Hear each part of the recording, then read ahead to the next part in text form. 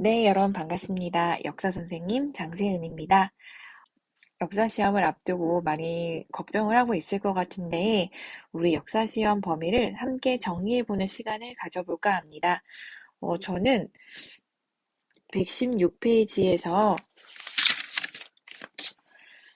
138페이지까지 정리를 해드릴게요. 그 이후에 시험 범위에 대해서는 주은미 선생님께서 정리를 해주실 겁니다. 자, 그럼 우리 차근차근 한번 같이 알아가 보도록 할게요. 일단 선생님이 누누이 말했지만 역사 교과서를 공부할 때는 먼저 전체적인 흐름을 안 다음에 세부적인 사실을 아는 게 굉장히 중요합니다. 세부적인 사실을 기억하려고 하다가 전체적인 흐름을 놓치고 전체적인 흐름을 놓치면 이게 어디서 배운 거였더라? 시대가 맞지 않는 경우가 굉장히 많아요. 그래서 전체적인 흐름을 먼저 잡고 그 안에 세부적인 내용을 정리하는 게 꼭 필요합니다. 자, 그럼 선생님 범위 안에 있는 전체적인 흐름을 한번 설명을 해드릴게요. 자, 일단 우리 신학로 개척부터 한번 볼까요? 말 그대로 진짜 전반적인 흐름만 알려드릴게요. 세부적인 내용은 교과서에 밑줄 그으면서 같이 공부해 보도록 할게요. 일단 가장 첫 주제가 신학로 개척이다, 그쵸? 그래서 뭐 신학로 개척이 어떤 배경에서 시작됐는지, 그리고 그 과정에서 어떤 일이 있었는지, 그리고 그 결과로는 어떤 게 있는지 이런 식으로 정리를 하는 겁니다. 근데 이 신학로 개척이라는 사건은 굉장한 자본을 필요로 하는 사업이에요. 그래서 이것을 후원했던 세력이 있습니다. 후원. 그게 누구냐면 바로 교과서 다음 페이지에 나오는 121페이지 나오는 절대왕정입니다. 절대왕정. 절대왕정의 군주들이 이러한 신학로 개척을 후원했던 세력들입니다. 이 절대왕정 이따가 말해줄 거지만 절대왕정 시기에는 중상주의 경제정책이 굉장히 발달을 하거든요. 근데 이 중상주의 경제정책은 혼자서 할 수 있는 게 아닙니다. 누구와 같이 하냐면 절대군주와 시민계층이 함께 중상주의 경제정책을 이끌어 나갑니다. 이 시민계층은 아무래도 이 중상주의 경제정책을 통해서 엄청나게 성장을 하겠다, 그쵸? 그래서 이 시민계층들이 기존의 구세력이었던 왕과 귀족계층에 대해서 자신들도 권한을 달라고, 특히 정치적인 권한을 달라고 요구를 하게 되는데요. 그 과정에서 일어났던 게 바로 혁명입니다. 혁명. 물론 시민계층 혼자 하진 않죠. 시민계층이 주도로 이끌고 여러 백성들이 함께합니다. 자, 이러한 혁명의 케이스는 교과서에 크게 두 가지로 나올 거예요. 미국 혁명과 그리고 프랑스 혁명이 있습니다. 안타깝게도 우리 시험 범위엔 다 안 나온다, 그쵸? 혁명에 관한 내용은 교과서 130페이지부터 그리고 134페이지까지 나오는데요. 혁명의 과정은 수행평가 때문에 다 빠졌고, 우리 시험 범위에서는 바로 나폴레옹 시대부터 나올 거예요. 나폴레옹 시대. 나폴레옹 시대가 나폴레옹이 몰락한 이후에 끝나게 된다, 그쵸? 그렇게 나폴레옹 시대를 끝나는데 일조했던 여러 유럽의 국가들이 만든 체제가 바로 135페이지의 빈 체제입니다. 빈 체제. 근데 이 빈 체제의 주요 내용이 뭐였냐면 자유주의와 민족주의의 억압이었거든요. 여러분, 자유주의와 민족주의는요, 프랑스 혁명에서부터 나폴레옹 시대까지 쭉 발전해온 이념이거든요. 말 그대로 개인의 자유, 그리고 하나의 민족을 주장하는 이념이죠. 이러한 이념들을 빈체제에서 부정하다 보니까 이러한 빈체제에 저항하는 운동들이 일어나게 됩니다. 일단 다시 자유주의 이념을 되살리려는 나라도 있었고 민족주의 이념을 되살리려는 나라도 있었습니다. 자유주의 이념을 다시 되살리려고 했던 나라는 대표적으로 135페이지 나오는 프랑스의 사례를 들 수 있고, 그리고 136페이지의 영국, 그리고 러시아까지 생각하시면 될 것 같아요. 민족주의는 하나의 민족으로 통일하려는 운동을 보통 민족주의 운동이라 부르거든요. 그래서 대표적인 사례가 137페이지에 나오는 이탈리아, 그리고 프로이센을 들 수 있습니다. 그 뒤에 나오는 138페이지에 나오는 미국과 라틴 아메리카는 조금 애매하긴 해요. 카테고리에 들어가기 조금 애매한데, 미국 같은 경우에도 뭐 통합을 이루었고 이 시기에 라틴 아메리카는 식민 본국으로부터 독립하는 모습이 보이거든요. 그냥 요 정도로 분류해 두면 될 것 같아요. 선생님이 지금 되게 거칠게 분리를 했거든요. 그러니까 이런 식으로 조금 전체적인 흐름을 잡은 다음에 세부적인 사실로 들어가면은 훨씬 공부하기가 쉬울 거예요. 그러니까 이런 식으로 구조화하려는 노력이 반드시 필요합니다. 자, 그러면은 우리 교과서 내용을 밑줄 그으면서 같이 정리를 한번 해보도록 할게요. 아까 선생님이 앞서 정리했던 내용은 선생님 나름의 기준을 가지고 정리한 거예요. 여러분이 새롭게 정리하셔도 상관이 없습니다. 뭐 어쨌든 전체적인 흐름을 먼저 알고 시작하는 게 요지니까 스스로 정리해보는 것도 괜찮을 것 같아요. 자, 그럼 116페이지 같이 보도록 할게요. 일단 116페이지에서는 대항해 시대가 열리게 된 배경에 대해서 나와 있습니다. 자, 그럼 그 배경을 몇 가지 파악해 보도록 할게요. 일단 대항해 시대가 열리게 된 첫 번째 배경으로는 바로 아시아에 대한 유럽인의 관심입니다. 아시아에 있는 여러 물건들을 십자군 전쟁에 참여한 여러 유럽의 사람들이 보게 됨으로써 아시아에 대한 유럽의 관심이 매우 커지게 되는데요. 예를 들면 교과서에 나와 있는 향신료와 비단 등이 그들의 관심을 끌었다고 합니다. 그래서 아시아에 대한 관심이 높아졌고, 두 번째로는 이 아시아의 물건들이 결국 유럽으로 들어오게 되는데 그게 전부 다 중개무역이었거든요. 여기가 아시아고 여기가 유럽이라면 이 물건들이 서로 주고받을 때 중간에서 이익을 챙기는 자들이 있었어요. 그들이 누구냐면 이탈리아 도시와 이슬람 상인들이었습니다. 그래서 이들 때문에 그 물건 가격이 너무 높아지니까 이들을 배제하고 아시아와의 직접 교역로를 찾아 나서게 됩니다. 이게 두 번째 이유입니다. 근데 무작정 아시아와의 교역로를 찾아갈 수는 없는 거잖아요. 그쵸? 하지만 당시에 천문학, 지리학, 조선술이 발달을 한 상황이었거든요. 뭐 천문학은 별자리죠, 별자리. 그리고 지리학은 지도, 그리고 조선술은 배를 만드는 기술이라 생각하면 됩니다. 여기에 플러스 송나라로부터 나침반이 이때 들어오게 돼요. 그러면은 기본적인 기술이 다 갖춰지게 됩니다. 이해 가시나요? 향신료, 금, 은, 기금속 등을 얻고자 하는 욕망에다가 크리스트교를 전파하고자 하는 종교적 열정까지 더해지면서 이제 신학로 개척이 시작됩니다. 자, 그럼 다음 페이지 볼게요. 이 신학로 개척에 앞장섰던 두 개의 나라가 있어요. 바로 유럽의 끄트머리에 있는 포르투갈과 에스파냐였습니다. 이 두 나라는 공통점이 있었는데요. 바로 원래는 크리스토 교가였다가 이슬람 세력들한테 나라를 빼앗겼던 세력들이에요.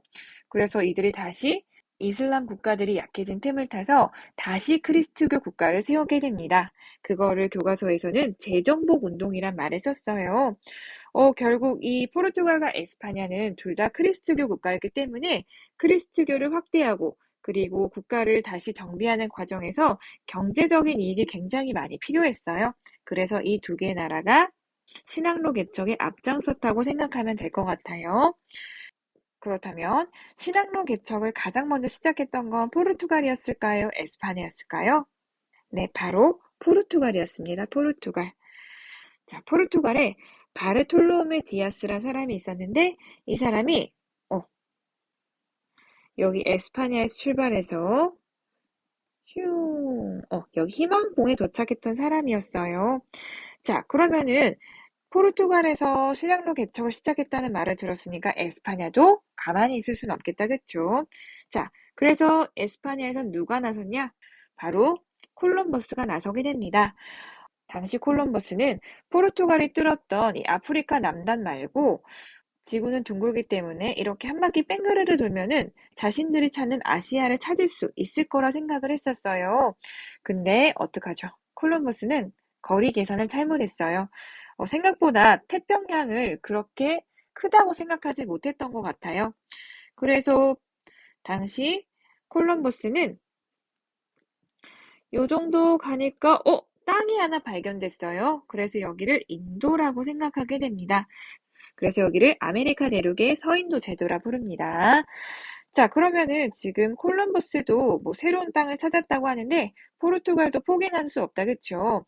원래 자기가 가던 항로에서 조금 더 이어가지고 진짜 인도에 도착했던 사람은 바로 바스코 다가마였습니다.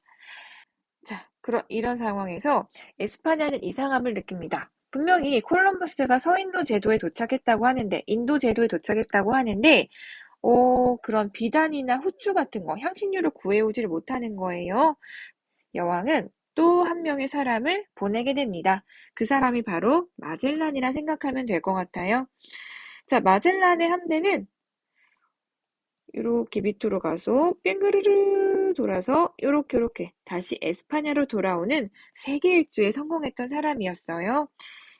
중간에 필리핀에 도착했고 그곳에서 마젤란은 죽었지만 결국 그의 일행이 에스파냐에 돌아옴에 따라서 지구는 둥글다는 걸 실제적으로 입증하게 됩니다. 이해 가실까요? 자, 그럼 다음 페이지 보도록 할게요. 자, 그러면은 우리 라틴 아메리카 얘기가 이제 이때부터 나옵니다. 라틴 아메리카는 아까도 말했다시피 콜럼버스가 발견한 대륙이었다, 그쵸?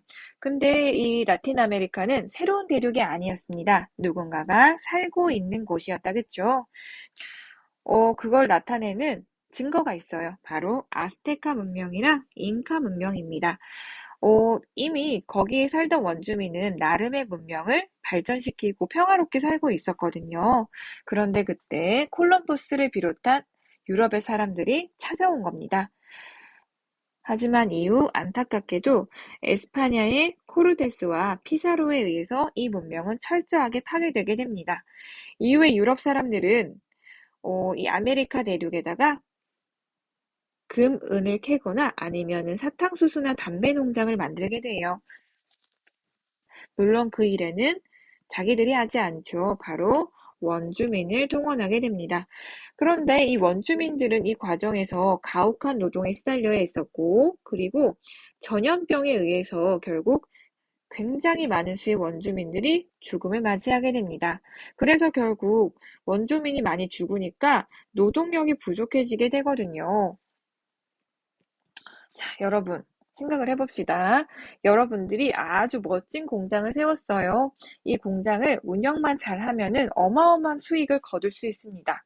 그런데 공장에서 작은 전염병 하나가 퍼지면서 노동자 대다수가 죽었다고 생각을 해봅시다. 그럼 여러분, 공장을 포기할 겁니까? 아니죠. 이제 공장을 운영을 해야 되니까 새로운 노동자들을 모집하겠다, 그쵸?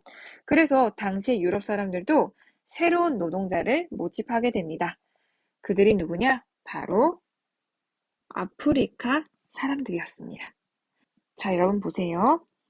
선생님 그림 잘 그리는 거 알죠? 잠깐만요. 여기가 아메리카, 여기가 유럽, 여기가 아프리카입니다. 기가 막히다, 그쵸? 누가 봐도 아메리카, 유럽, 아프리카입니다. 자, 그러면은 지금 아메리카에 있는 노동력이 굉장히 부족한 상황이에요. 그래서 유럽 사람들은 생각을 합니다. 아프리카에 있는 노예들을, 아프리카에 있는 흑인들을 여기 아메리카 대륙으로 데리고 가기로. 자, 그러면은 아프리카에 있는 흑인 노예들이 이제 아메리카로 이동해야 되는데 유럽 본국에서도 아프리카에 뭔가를 줘야겠다, 그쵸? 그게 뭐냐면 바로 무기였습니다. 예를 들면 무기. 당시 아프리카는 여러 부족들로 나뉘어서 싸움이 잦았는데요. 그래서 유럽 사람들은 이 아프리카 부족장에게 무기를 팔고 그에 대한 대가로 흑인 노예들을 얻게 됩니다. 그러면은 아까 공장이 멈췄었죠? 이제 새로운 노동자인 흑인 노예가 생겼으니까 공장을 다시 운영할 수가 있습니다.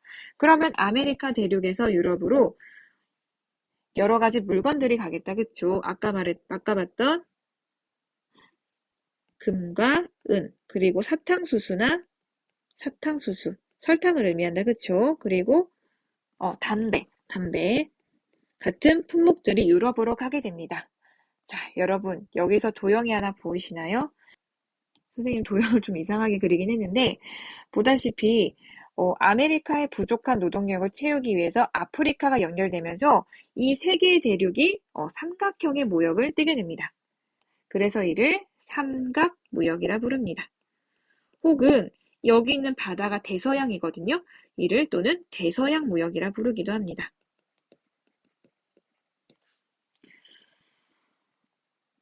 그에 대한 내용이 교과서에 나오거든요. 밑줄 같이 그어보겠습니다.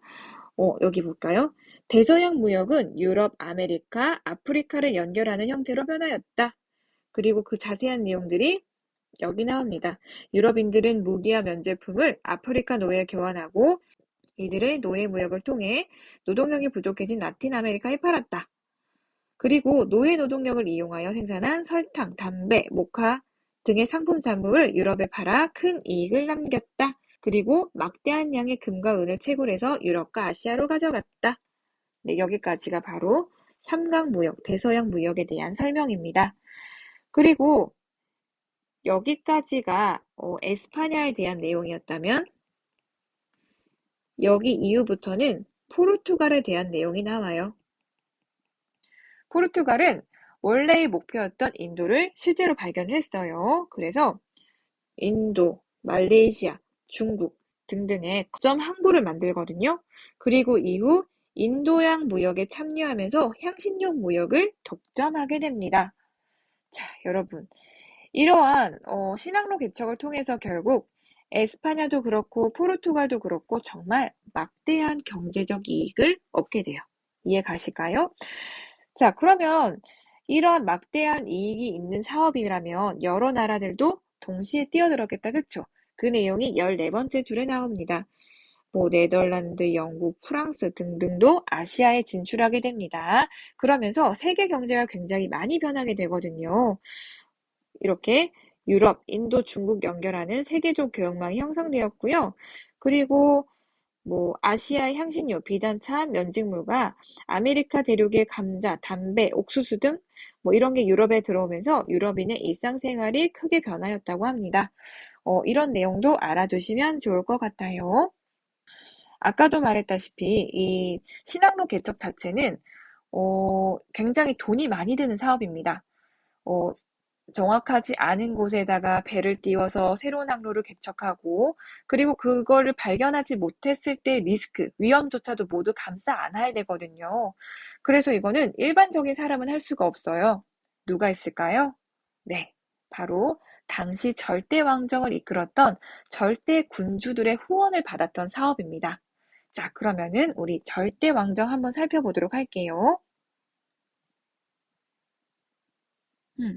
이런 지도도 알아두시면 좋을 것 같아요.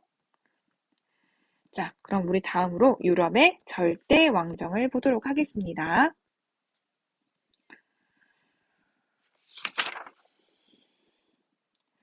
자, 여러분, 절대 왕정 딱 들었을 때 감이 온다, 그쵸? 뜻 자체가 누가 왕이 절대적인 권력을 누리는 시기를 절대 왕정이라고 합니다.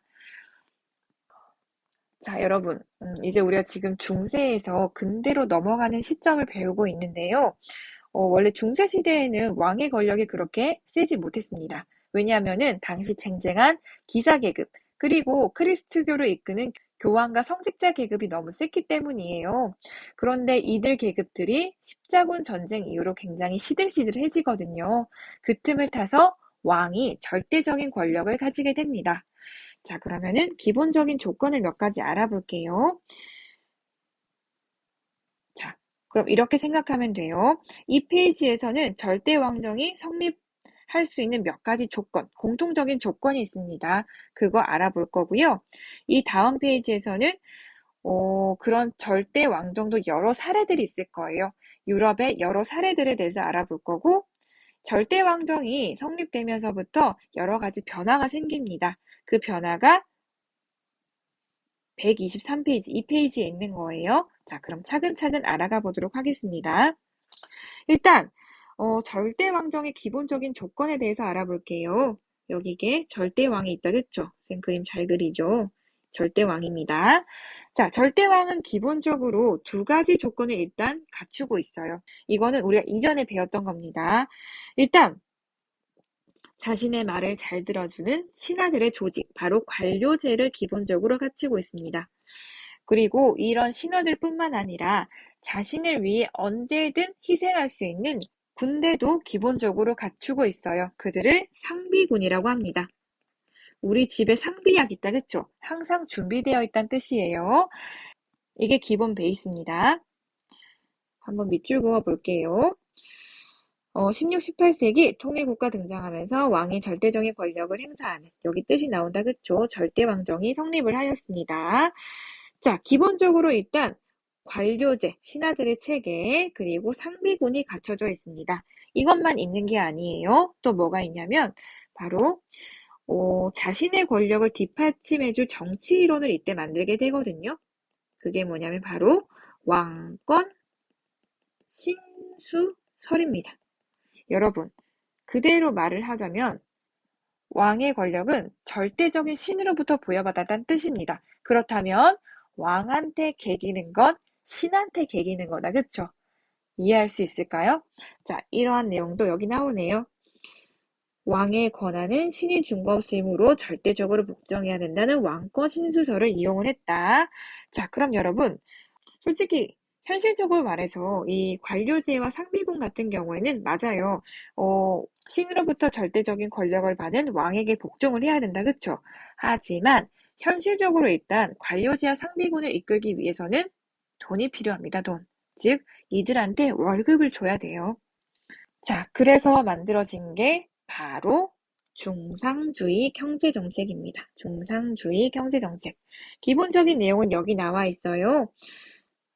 관료제와 상비군 등을 운영하는 데 필요한 비용은 조세제도, 즉 세금제도를 정비하고 상공업을 장려하는 중상주의 경제정책을 통해 해결했다고요.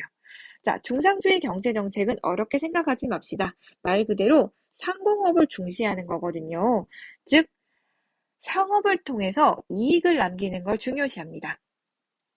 그래서 그 안의 내용을 살펴보면은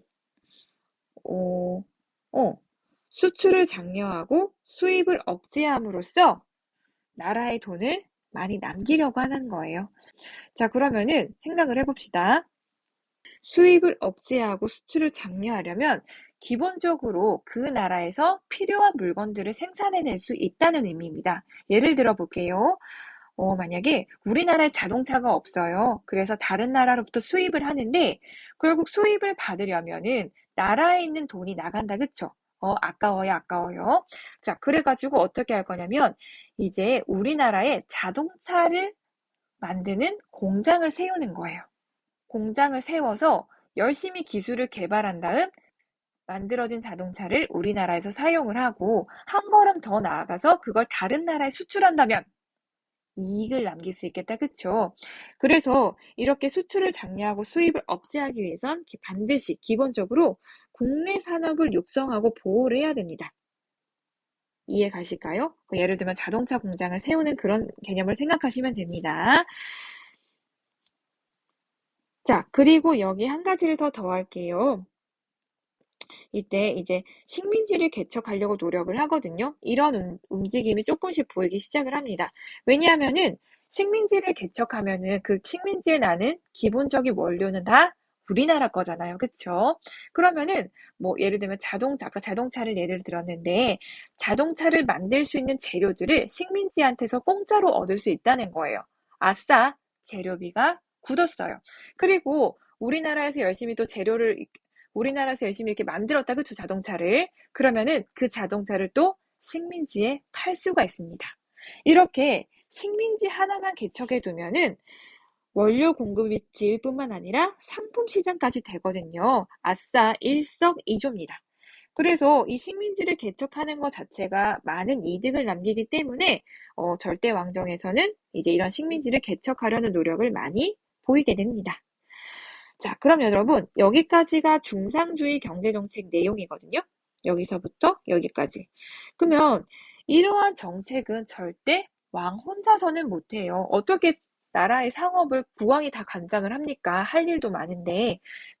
그래서 이때 왕과 함께 중상주의 경제정책을 이끌었던 것이 바로 시민계층입니다. 시민계층.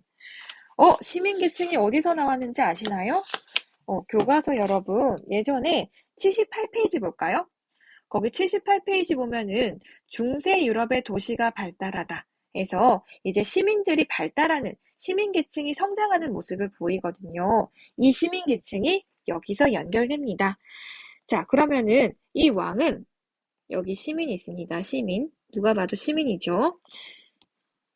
왕은 시민에게 왕은 시민을 보호해줍니다. 보호. 상업적으로 여러 가지를 독점할 수 있도록 굉장히 많은 보호를 해줍니다. 그럼 시민도 왕에게 뭔가를 해줘야겠다, 그쵸? 그게 바로 정치적 지지와 재정 지원, 즉 돈입니다. 그러니까 서로 윈윈 관계라 생각하면 됩니다. 그 내용도 교과서에 나오네요. 절대군주는 상공업에 종사하는 시민계층을 보호해주고 그들로부터 정치적 지지와 재정 지원을 받았대요. 그 결과 시민계층은 더욱 성장할 수 있었대요. 여러분, 그러면은 그 다음 수순은 이렇게 성장한 시민들이 이제 자신들도 어느 정도 성장했기 때문에 귀족과 왕만 하는 그 정치를 자신들도 하고 싶어 해요. 그래서 일어난 게 이후에 나오는 여러 가지 시민혁명이라고 생각하면 됩니다. 영국 혁명이랄지 프랑스 혁명이랄지 이해 가실까요? 자, 그럼 우리 다음 페이지에서는 122페이지에서는 유럽의 여러 사례들이 나와요. 여기서는 기본적인 조건을 토대로 어떤 유럽의 국가들이 성장했는지가 나오거든요. 대표적으로 에스파냐의 펠리페 2세, 프랑스의 루이 14세, 러시아의 표트르 대제, 프로이센의 프리드리 2세 이렇게 나오거든요. 그럼 기본적인 내용을 조금 살펴봐야 될 것 같아요. 일단 펠리페 2세 가장 먼저 절대 왕정을 확립합니다. 이유는 아시죠? 우리가 아까 봤던 신항로 개척에서 가장 많은 이득을 남긴 게 에스파냐였어요. 그래서 에스파냐는 막대한 부를 바탕으로 강력한 무적 함대를 만들어서 대서양 무역을 주도하게 됩니다. 이 대서양 무역을 주도하면서 펠리페 2세는 정말 어마어마한 돈을 벌게 되거든요. 하지만 에스파냐의 펠리페 2세는 금방 무너지게 됩니다. 이유는 여기 적혀 있어요. 일단 첫 번째, 국내 산업을 육성하지 못했어요. 그러니까 예를 들면 이런 거죠. 만약에 여러분이 로또 1등에 당첨됐다고 생각을 해봐요. 그러면은 어마어마한 큰 돈이 내 앞에 있는 거다, 그쵸? 그러면은 두 가지 방법을 중에 하나를 선택할 수가 있어요. 일단 첫 번째, 무턱대고 펑펑 쓰는 경우. 두 번째, 그리고 그래도 이 돈을 뭔가에 투자해서 뭔가 발전하는 사람이 있을 거예요. 안타깝지만 펠리페 2세는 전자입니다. 돈을 펑펑 써서 펑펑 쓰기만 했고 오히려 국내 산업은 육성하는 모습을 별로 보이지 않아요. 이해 가시나요? 자, 그리고 아까 펠리페 2세가 만들었던 펠리페 2세의 자랑거리, 바로 무적 함대가 영국 해군에 패배하면서 점차 쇠퇴하게 됩니다. 그래서 에스파냐는 절대 왕정은 가장 먼저 시작했지만 굉장히 빨리 쇠퇴를 하게 되는 그런 케이스예요. 자, 그러면 다음은 프랑스의 루이 14세.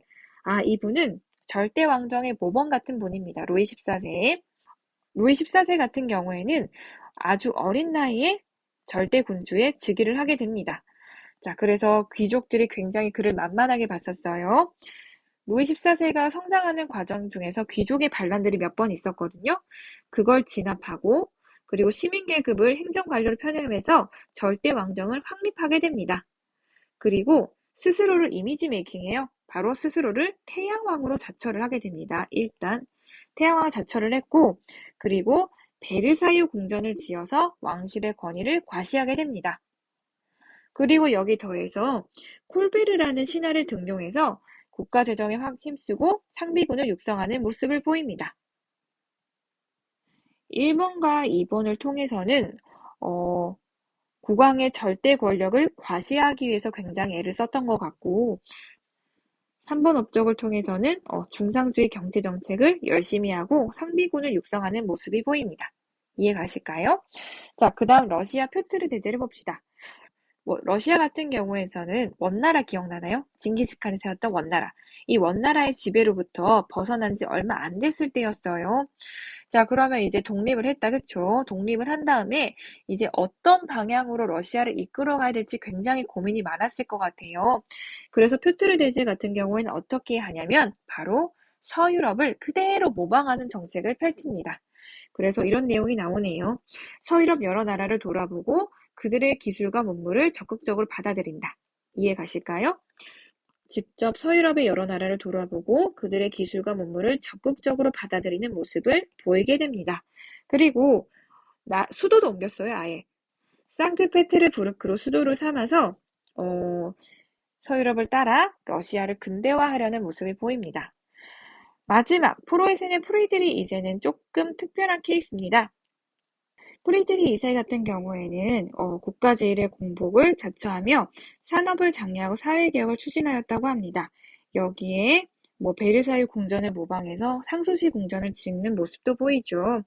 그리고 여기서 보면 기억해야 될 게 바로 오스트리아와의 전쟁입니다. 당시 프로이센 같은 경우에는 옆나라였던 오스트리아와 전쟁을 몇 번 벌였었는데요. 이것도 기억해 두시면 좋을 것 같습니다. 자, 그럼 여러분, 이제 절대왕정을 통해서 국왕은 어느 정도 나라의 체계를 세우고 단단해진 모습을 보입니다. 자국의 영토를 좀 더 넓히려는 영토전쟁을 벌이게 됩니다. 그 내용이 교과서 123페이지에 나옵니다. 자, 그럼 쭉 읽어보면 될 것 같고 우리가 여기서 기억해야 될 건 바로 이 전쟁은 기억해야 될 것 같아요.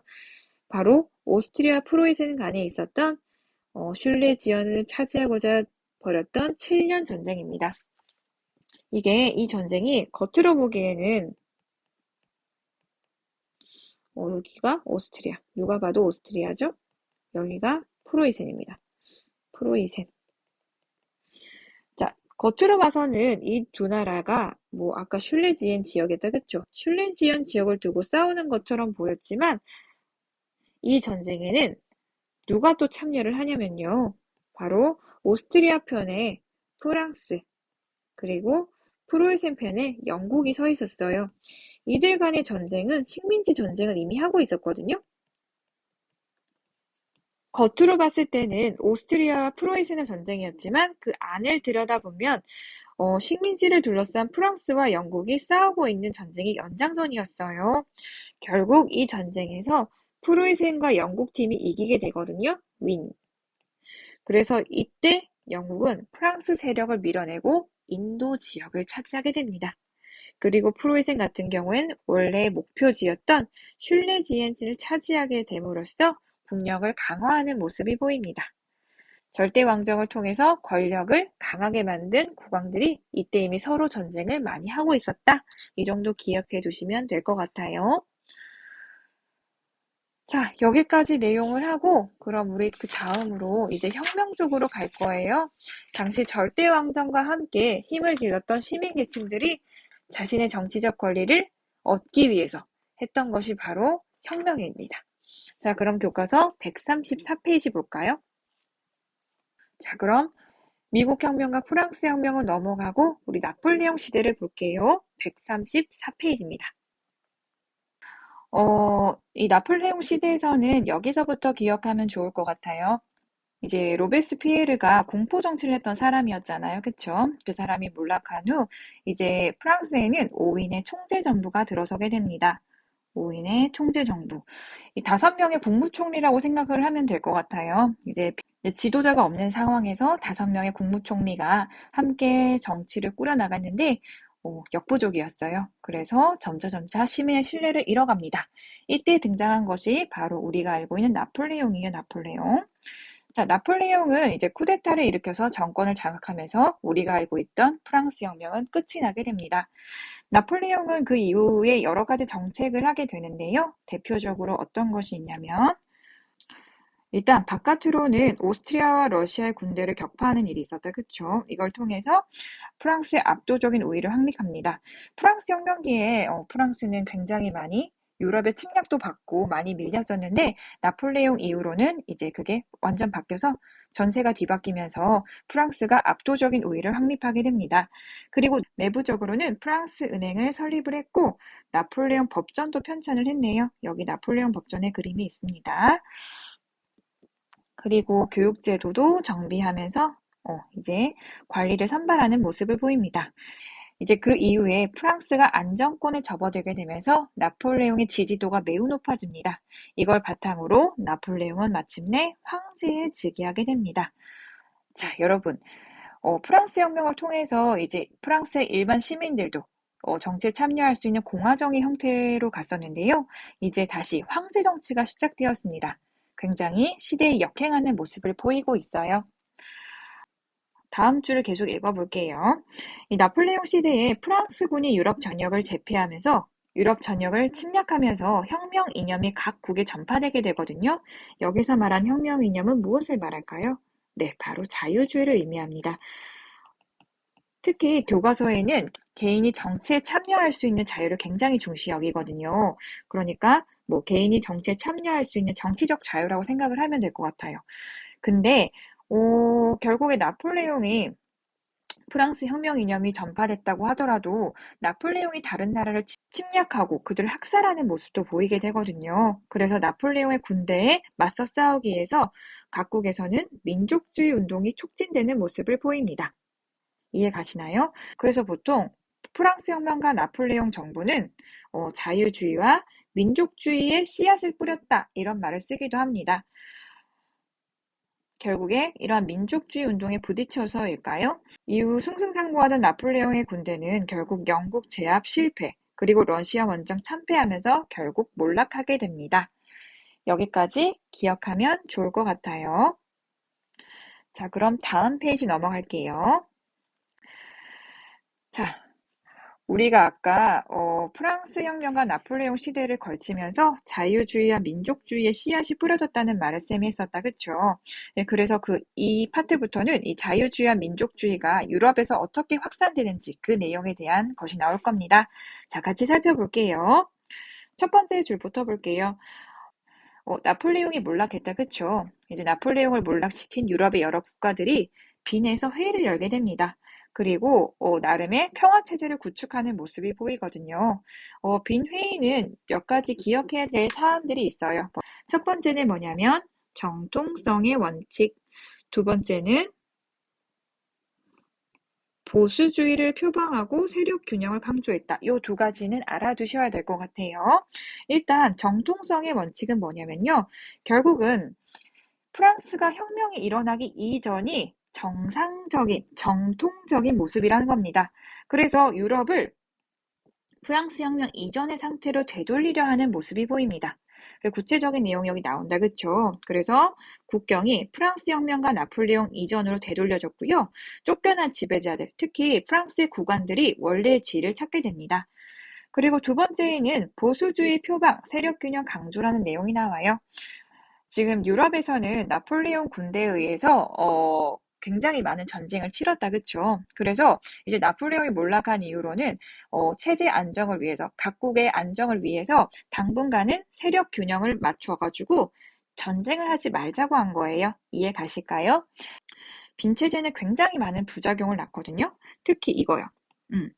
자유주의를 억압하고 민족주의 열망을 무시하는 모습을 보입니다. 아까도 말했다시피 정통성의 원칙에 의해서 유럽의 혁명 이전의 상태로 되돌리려고 했잖아요. 그렇죠? 그럼 혁명 이전이라면 자유주의와 민족주의가 발달되기 전이에요. 그 전으로 돌아갔으니까 당연히 사람들의 불만이 쌓일 수밖에 없습니다. 이 뒤로부터는 교과서에서 이 자유주의를 어떻게 발전시켜 나가는지에 대한 사례가 나와요. 대표적으로 프랑스, 영국, 러시아의 사례를 보여줄 겁니다. 그리고 민족주의 확산 내용에서는 각 나라가 통일되거나 해방되는 모습을 보여줘요. 그러니까 민족이 하나로 뭉쳤으니까 이렇게 똘똘 뭉쳐서 통일된다고 생각을 하면 됩니다. 대표적으로 대표적으로 이탈리아, 그리고 독일, 그리고 이후에 미국의 통합이랑 그리고 라틴 아메리카의 통일까지 나오거든요. 한번 같이 살펴보도록 할게요. 일단 프랑스부터 볼게요. 빈 체제라는 것이 세워짐에 따라서 프랑스에서는 정통성의 원칙에 의해서 왕정이 복고됩니다. 루이 16세는 이미 죽었으니까 다른 프랑스의 왕이 왔겠다, 그쵸? 그 사람의 이름이 바로 샤를 10세입니다. 근데 이 샤를 10세는 굉장히 보수적인 모습을 보여요. 그래서 시민들이 이제 선거권을 좀 확대해달라고 자유주의 운동을 하게 되거든요. 이걸 탄압하게 되자 샤를 10세를 몰아내고 입헌 군주제를 세우게 됩니다. 그것이 바로 7월혁명이에요. 그럼 7월혁명 이후에 일반 시민들도 뭔가 정치에 참여를 할 수 있을 줄 알았는데 어떡하죠? 이후에도 여전히 소수의 부유한 시민의 이익만이 대변되는 체제가 지속됩니다. 전에 배웠던 프랑스 혁명과 매우 유사하다, 그쵸? 그래서 결국 파리의 노동자와 시민은 선거권 확대를 요구하면서 혁명을 일으키게 됩니다. 이게 바로 2월 혁명이었어요. 혁명의 결과 프랑스에는 그토록 고대하던 바로 공화정 체제가 수립됩니다. 자, 여러분 보다시피 원래 빈 회의에서는 정통성의 원칙에 의거해서 원래의 절대 왕정을 돌리려고 했거든요. 근데 지금 뜻대로 안 됐다, 그쵸? 결국 프랑스가 2월 혁명을 통해서 공화정이란 정부를 다시 세우게 됩니다. 이러한 분위기는 전 유럽으로 확대돼서 빈 체제를 붕괴시키고 자유주의와 민족주의 운동을 다시 한번 촉진하는 모습을 보여요. 이해 가실까요? 자, 그러면은 다음 나라, 영국 가보도록 할게요. 영국은 유럽과 조금 달라요. 영국에서는 자유주의 운동이 촉진되는 게 유럽과 좀 달라요. 유럽과 동떨어져 있는 섬나라다, 그쵸? 근데 여기는 아주 평화롭습니다. 점진적으로 자유주의가 확대되는 모습이 보여요. 그래서 선거법을 개정해서 차근차근 선거권을 확대하는 모습을 보이는데요. 물론 여전히 선거권을 얻지 못한 사람들이 있었네요. 바로 노동자들이었거든요. 그래서 그들이 보통 선거권을 요구하는 차티스트 운동을 벌이게 됩니다. 즉, 노동자들도 정치에 참여하고 싶다 이거다, 그쵸? 그래도 즉각 수용되진 않았지만 지속적으로 참정권이 확대되어서 노동자 계층에까지, 이후에 여성들도 20세기 초에는 선거권을 가지게 됩니다. 여기는 좀 평화롭다, 그쵸? 자, 다음 러시아를 보도록 할게요. 자, 러시아에서도 분위기가 좀 달라요. 러시아는 일단 혁명의 본거지와 같던 프랑스와 좀 거리가 있는 나라다, 그쵸? 이 러시아에서도 이제 자유주의 운동이 일어나게 되거든요. 여기 볼까요? 청년 장교와 일부 지식인들이 전제정치 타도, 말 그대로 절대 왕정 같은 거 하지 말고 입헌 군주제 시행하자는 그런 봉기를 일으키게 됩니다. 하지만 실패하게 되죠. 하지만 이런 자유주의 운동을 거부했던 러시아가 결국 크림 전쟁에서 서구 열강에 패배하는 일이 있었습니다. 그러자 이제 러시아 내부에서도 우리나라도 한번 개혁을 해야 되지 않을까요? 라는 필요성이 제기되게 됩니다. 그래서 러시아의 황제였던 알렉산드로 2세는 그 유명한 농노 해방령을 내리게 됩니다. 와, 이때까지 농노제를 유지하고 있었나 봐요. 굉장히 옛날 제도인데, 그쵸? 그리고 지방의회도 창설해서 이제 일반 시민들의 목소리를 들으려고 합니다. 하지만 이런 알렉산드로 2세의 개혁은 보다 급진적인 개혁을 원했던 사람들에게는 굉장히 썽이 안 차요. 마음에 들지 않아요. 그래서 결국 급진파에 의해서 알렉산드로 2세가 암살되게 됩니다. 자, 여러분. 개혁을 그나마 시도했던 러시아의 왕이 암살됐잖아요. 그쵸? 자신의 아버지였던 알렉산드로 2세의 최후를 받던 그의 아들 알렉산드로 3세가 왕위에 오르게 되는데 자기 아빠가 개혁을 하다가 죽었잖아요. 그래서 알렉산드로 3세는 정반대의 정치를 하게 됩니다. 즉, 더 자유를 철저히 탄압을 하고요. 그리고 전제 정치를 강화하는 모습이 보입니다. 즉, 철저하게 반개혁의 길로 내달리게 됩니다. 자, 그러면은 여기까지가 자유주의 운동의 케이스고 이제 민족주의로 넘어갈게요. 자, 민족주의 내용에서는 이탈리아와 독일의 통일이 중요할 것 같아요. 같이 보도록 합시다. 첫 번째 주부터 볼게요. 이탈리아는 내부적으로 심하게 분열되어 있었고 외부적으로는 여기 있는 프랑스, 여기 있는 오스트리아의 간섭을 많이 받았어요. 하지만 나폴레옹의 이탈리아 침공을 계기로 민족의식 성장해서 통일운동이 전개되게 됩니다. 이 이탈리아의 통일에서는 두 명의 인물을 꼭 기억해야 돼요. 바로 카부우르와 가리발디입니다. 카부우르 같은 경우에는 여기 보이는 사르데니아 왕국의 재상이었거든요. 얘도 국력 키우고 외교적 노력을 기울여서 이탈리아 북부와 중부를 통합하는 모습을 보입니다. 그리고 남쪽에서는 가리발디가 시칠리아와 나폴리를 장악하게 됩니다. 그러면 지도에서 보면은 카부르는 위에서 아래로 통일을 해갔고 가리발디는 아래에서 위로 통일을 해갑니다. 그렇다면 이 둘은 반드시 부딪힐 수밖에 없겠다, 그쵸? 그런데 가리발디가 자신이 점령한 곳을 누구에게 양보를 했나요? 바로 사르데냐에게 양보를 하게 됩니다. 여기 나와 있네요. 가리발디가 사르데냐의 남부를 바침으로써 이탈리아 왕국이 성립되었다는 내용이 나옵니다. 중요 표시해주세요. 자, 그리고 이후에 베네치아랑 교황령도 통합되어서 이탈리아 통일이 완성됐다고 합니다. 프로이센의 독일 통일을 보도록 합시다.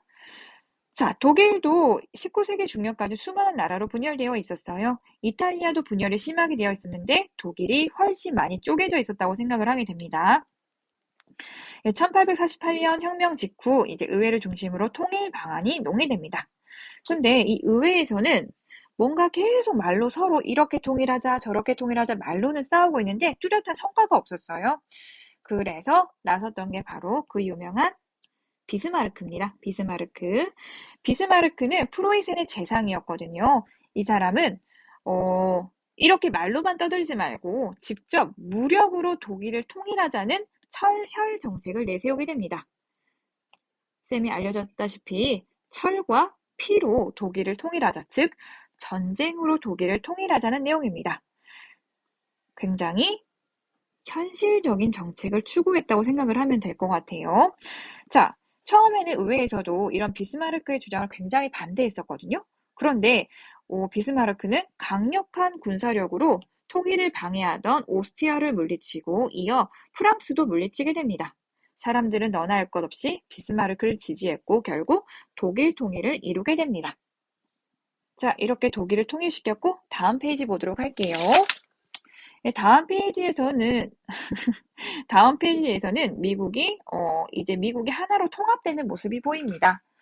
미국 이 내용은 어디서 연결되는 거냐면 우리 전에 미국 혁명이 있었죠. 자, 미국의 통합은 어디서 연결되는 내용이냐면 우리 전에 130에서 131페이지를 통해서 미국이 독립해서 공화국을 수립하는 모습을 봤습니다. 그 이후에 미국의 모습이라 생각하면 됩니다. 자, 그러면 이어서 해볼게요. 자, 미국은 독립 후에 영토를 확장해 나갑니다. 영토를 확장. 그래서 1840년에는 우와, 태평양에 이르는 모습을 보입니다. 그냥 가로로 쭉 넓혀갔다고 생각을 하면 될 것 같아요. 그런데 이 태평양에 이르렀을 때쯤에 미국의 경제가 남부와 북부로 나뉘어서 서로 다른 모습을 보이게 되는데요. 이 차이를 잘 기억해 둬야 될 것 같아요. 일단 미국 북부, 여기 미국 남부가 있네요. 자, 미국의 북부가 있고 남부가 있네요. 북부에서는 상공업이 발달하게 됩니다. 상공업. 공업이랑 상업이 발달했다. 그쵸? 그래서 이 북부에서는 공장을 돌릴 수 있는 일반 노동자들을 굉장히 중요시합니다. 자유노동력. 그런데 남부는 바로 대농장을 해요. 대농장을 하기 때문에 거기서 일하는 노예 노동력을 굉장히 중요시해요. 자, 이런 상황에서 링컨이라는 사람이 대통령에 당선되었는데 북부 쪽 사람이었을까요? 남부 쪽 사람이었을까요? 네, 바로 북부 쪽 사람입니다. 당시에 링컨이 대통령의 후보에 올랐을 때 노예제를 반대하는 모습을 보였거든요. 그래서 이 북부의 링컨이 실제로 대통령이 되자 남부의 여러 주들이 연방에서 탈퇴하는 모습을 보입니다. 링컨은 연방을 지키려는 사람이었기 때문에 이 남부를 잡기 위해서 남북 간의 전쟁이 벌어지게 됩니다. 그런데 이때 누구의 승리로 끝났나요? 네, 바로 북부의 승리로 끝납니다. 북부의 승리로 끝날 수 있었던 가장 큰 이유는 쌤이 수업 중에 말했죠. 바로 전쟁 중에 링컨이 했던 노예 해방 선언.